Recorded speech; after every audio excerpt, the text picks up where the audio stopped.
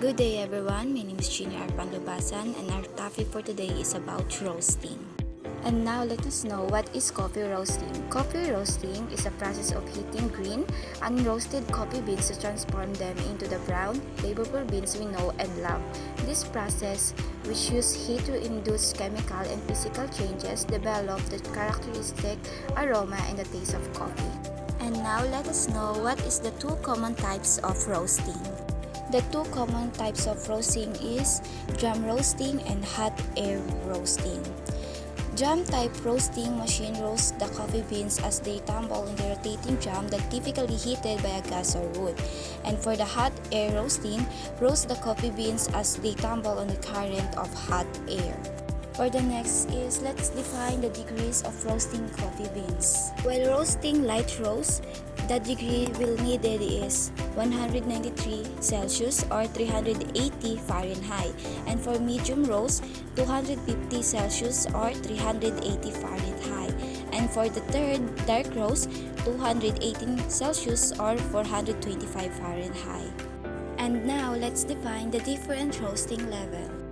Level of roasting. First, light pale or New England roast. Second, medium city or American roast. Third, full and high or Viennese roast. Fourth, espresso or French Italian roast. And the shelf life of this is number 1, 21 days. Yung number 2 is 14 days. Number 3, 10 days. And number 4 is 7 days. This is light roast looks like. The characteristic of light roast is light browny in color, not shiny, light body and no oil. Beans are quite dense, difficult to split, and not brittle. And flavor characteristic of light roast is higher level of acidity than darker roast, toasted grain taste, delicately nuanced flavor and aroma, likely to be sweet in flavor, retain most of the caffeine from the coffee beans. And the common names of this one is light city, half city, cinnamon roast, or New England roast. Next is medium roast. Medium roast characteristics is medium brown shade, more body than light roast and no oil, slightly more brittle, little smoother in texture. And for the characteristic is milder level of acidity, exhibiting more balanced flavor and aroma and acidity, higher level of bitterness than light roast, caffeine is somewhat decreased. And for the common names is regular roast, American roast, city roast, or breakfast roast.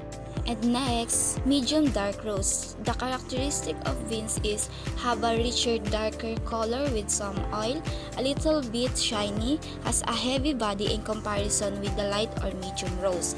And for the flavor characteristics is noticeable flavor and aroma, somewhat spicy in taste, milder acidity than the medium roast, lesser caffeine than light or medium roast. And the common names for medium dark roast is full city roast, after dinner roast, or Vienna roast.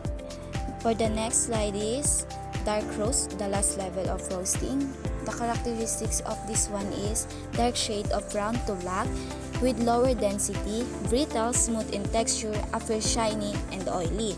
And the flavor characteristics is low level of acidity, have a bitter and smoky or even burns taste, high level of bitterness when compared to the light or medium dark roast. Caffeine is substantially decreases, and the common name of this one is French roast, Italian roast, espresso roast, continental roast, New Orleans roast, or Spanish roast. And now let's move on to the next slide is the types of grains. The first types of grains is extra coarse grains. Extra coarse grains called brewing like the toddy brew, coarse coffee grain most commonly used for French press coffee. And next, coarse grains, French press pot. Medium coarse coffee grains used in specialty devices like the Cafe Solo and Chemix brews. And for the third one is medium coarse grains, Cafe Solo brew, Chemix brew. This is the same like in coarse grains. Medium coarse coffee grains use specialty devices like the Cafe Solo and Chemix brew. And next is fine grain. Fine grains is espresso, stovetop espresso, or mocha pot. And for the last types of greens is extra fine greens. Turkish coffee, extra fine coffee greens used for Turkish coffee. That's all. Thank you for listening.